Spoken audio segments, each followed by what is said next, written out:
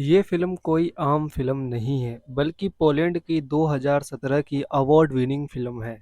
इस फ़िल्म में एक माँ और बेटी को एक ही लड़के से प्यार हो जाता है। ये लड़का इन माँ और बेटी के साथ मज़े तो लेता ही है, मगर अपनी हवस बुझाने के लिए इस बेटी की माँ जो करती है, वो बहुत ही ज़्यादा अजीब होता है। ये कहानी बहुत ही ज़्यादा इंटरेस्टिंग है। फ़िल्म की शुरुआत में हम देखते हैं कि ईवा और उसकी बेटी जुल्फा एक शॉपिंग मॉल में शॉपिंग कर रही होती है। असल में आज जुल्फा का 18वां जन्मदिन है, जिसे सेलिब्रेट करने के लिए कुछ सामान खरीदने के लिए ये दोनों आई हुई है। तभी जुल्फा शॉपिंग मॉल के गेट की तरफ देखकर खुश हो जाती है। बाहर गेट पर जुल्फा का बॉयफ्रेंड एंड डैड खड़ा हुआ होता है। वो जुल्फा को इशारे से बाहर बुला रहा होता है। जब जुल्फा की माँ ईवा एंड डैड को देखती है तो उन्हें कुछ अजीब लगता है। ईवा जुल्फा से पूछती है कि ये क्या कर रहा है। जुल्फा अपनी मोम की बातों पर ध्यान नहीं देती है और बाहर उससे मिलने चली जाती है। ईवा सामान लाकर कार की डिक्की में रखती है। एंडेट कहता है कि वह अपने घर की चाबी अपने साथ ही ले आया है। उसके पापा घर के अंदर कैसे आएंगे? जुल्फा कहती है कि बाद में देखते हैं। ये कहकर जुल्फा एंडेट को किस करती है। जुल्फा की माँ जुल्फा को कहती है कि इधर आओ और सामान रखने में मेरी मदद करो। एंडेट महसूस करता है कि जुल्फा की माँ उसे इग्नोर कर रही है। असल में सच्चाई यहाँ पर कुछ और होती है। जुल्फा की मॉम भी अपने आप को एंडिंग की तरफ खींची हुई महसूस कर रही थी। घर जाते वक्त जुल्फा की मॉम और जुल्फा एक दूसरे को छुप छुप कर देख रहे होते हैं। इससे पता चलता है कि इन दोनों के अंदर कुछ ज्यादा ही उथल पुथल चल रही है। वो सभी अपने लेक हाउस पर पहुंचते हैं, जहां आज जुल्फा का बर्थडे सेलिब्रेट होने वाला था। जुल्फा की मॉम कार से सामान निकाल कर जुल्फा को देकर कहती है कि इसे ऊपर ले जाओ और घर की सभी खिड़कियां खोल दो। जाते जाते जुल्का एंडेट को कहती है कि तुम भी आ जाओ, मैं तुम्हें अपना घर दिखाती हूँ। एंडेट उसकी मॉम से कुछ बात करना चाहता था, इसलिए कहता है कि मैं भी सामान लेकर आता हूँ। लेकिन जुल्फा की मॉम बिना कुछ कहे सामान लेकर घर के अंदर जाने लगती है। सीढ़ियाँ चढ़ते वक्त जुल्फा की मॉम रुकती है और एंडेट से कहती है कि तुम्हारी बस अगले 1 घंटे में आने वाली है, तुम उससे यहाँ से चले जाना। एंडेट घर के अंदर जाकर जुल्फा की मॉम से कहता है कि जुल्फा ने उसे इनवाइट किया है, अगर वो चला जाएगा तो जुल्का का बर्थडे खराब हो जाएगा। क्या आप ऐसा ही चाहती हैं? लेकिन जुल्फा की मॉम बिना कुछ कहे ही सामान उठाकर स्टोर रूम की तरफ चली जाती है। थोड़ी देर बाद जुल्का अपनी मॉम से कहती है कि वो एंडेट के साथ स्विमिंग करने जा रही है। जुल्का की मॉम एंडेट को देखते हुए कहती है अभी हमें केक बनाना चाहिए, तुम बाद में स्विमिंग कर लेना। जुल्का कहती है कि अभी बहुत टाइम है, तब तक वे स्विमिंग करके आ जाएंगे। जुल्का की मॉम घर सजाने लग जाती है, लेकिन उसका मन किसी भी काम में लग नहीं रहा था। थोड़ी देर बाद जब वो घर की सफाई करने में लगी होती है तो एंडेट वहां आ जाता है। एकाएक एंडेट जुल्का की मॉम के पीछे आकर खड़ा हो जाता है। जुल्का की मॉम को एहसास होता है कि एंडेट उनके ही पीछे है। वो एंडेट से कहती है कि तुम यहाँ क्या कर रहे हो, और उसकी तरफ मुड़ जाती है। वह कहता है कि वो सनस्क्रीन लेने आया है, लेकिन वो उसे कहीं मिल नहीं रहा। तब वो कहती है कि सनस्क्रीन चाहिए तो खोज लो। एंडेट जुल्का की मोम के नजदीक आने लगता है। एंडेट डरते हुए उसे कहता है कि प्लीज मुझे जुल्का के साथ बर्थडे मनाने दो। एकाएक जुल्का की मोम कहती है कि सनस्क्रीन बाथरूम में है, और वो लेकर आती है। जाते जाते जुल्का की मोम एंडेट से कहती है कि तुम्हारी अगली बस 1 घंटे बाद है। जुल्का की मोम बाथरूम में जाती है और गहरी सांस लेती है। उन्हें अजीब सा लगता है। वो सोचती है आखिर उसको ये हो क्या रहा है। वो पानी पीती है और अपने आप को कंट्रोल करती है। बाहर आकर वो सनस्क्रीन लाकर एंडेट को देती है। काफी देर तक स्विमिंग करने के बाद जुल्का और एंडेट घर के अंदर आ जाते हैं। जुल्का हैरान थी कि उसकी माँ ने सभी डेकोरेशन कर डाली है। जुल्का अंदर आने लगती है तो जुल्का की माँ एंडेट से कहती है कि तुम्हारा फादर का फोन आया था, घर की चाबी मांग रहे थे, तुम्हें यहाँ से जाना चाहिए। जुल्का कहती है कि आखिर एंडेट के फादर ने आपको क्यों फोन किया। तब वो कहती है कि झील के पास नेटवर्क नहीं आ रहा था, इसलिए उन्होंने मुझे कॉल किया।